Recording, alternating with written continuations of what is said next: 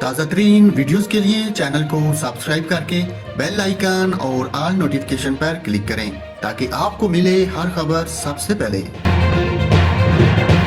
السلام علیکم ناظرین، یہاں پر آپ کو کراچی میں موسم کی صورتحال سے آگاہ کرتا ہوں۔ چیف میٹرولوجسٹ سردار سرفراز کا کہنا ہے کہ کراچی 3 روز مختصر ہیٹ ویو کی لپیٹ میں رہے گا۔ اس دوران موسم گرم، کبھی بہت گرم اور خشک رہنے کا امکان ہے۔ سردار سرفراز نے بتایا کہ شہر قید میں 3 روز کے مختصر ہیٹ ویو کے دوران درجہ حرارت 39 سے 41 ڈگری سینٹی گریڈ تک جا سکتا ہے۔ دن کے اوقات میں سمندری ہوائیں معطر رہیں گی۔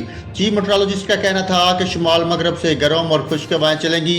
افغانستان اور مغربی بلوچستان پر ہوا کا زائد دباؤ موجود ہے۔ 2 اپریل سے موسم بہتر ہو جائے گا۔